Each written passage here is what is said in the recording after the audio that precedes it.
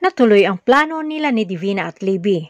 Nasasama si Libby sa kay Charlene sa Calle 8 para mamili na natuloy rin sila. Kahit na panay ang tutol ni Raymond, lalong-lalo na si Sonia, at nagkunwari si Libby na magpaiwan muna sa bangketa para bibili ng nagustuhan. Medyo mabigat sa loob ni Charlene na iwanan si Libby. Pero may pangako sa kay Libby na babalikan niya ito agad. Habang si Libby ay nangako na aantayin niya ang kanyang ina.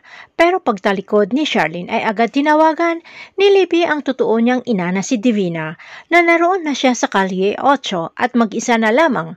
At tawang-tawa ito si Divina na inutusan ang anak na simulan na ang laro na tagu-taguan. Agad umalis si Libby, papalayo at nakita ito ni Mang Pusoy na nagtatrabaho bilang kargador sa Calle 8 na may pagtataka kung bakit naroon si Libby at nakita na si Libby ay lumabas sa labasan at sumakay sa itim na van. Samantala, nanginginig sa takot si Charlene na walang Libby na naabutan sa lugar na pinag-iwanan na kahit tanong siya sa mga tendera ay hindi nila napansin itong si Libby.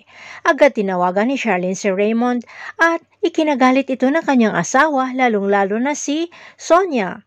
Habang si Libby naman ay nakarating na sa bahay nila ni Divina at kasama niya ang driver at si Jenny. Humihingi ng tulong itong si Libby dahil siya ay nakidnap. Sabay tawa dahil sa wakas nagtagumpay sila sa plano at maipahamak itong si Charlie. Na nakasigurado sila na pinapagalitan na siya ni Raymond at Sonia at nagbabalak pa sila na ipatubos itong si Libby na kunwari ay nakidnap umano at nakakatakas rin sa mga kidnapper para bigyan ng buong isang araw na sisi mula kay Raymond at Sonia itong si Charlene. Si Pusoy kaya ang makasira ng mga plano nila Libby at Divina. Magtagumpay kaya ang mag-ina na mapaghiwalay sila Charlene at Raymond. Abangan na lang natin ang susunod na episode dito sa Prinsesa ng City Jail.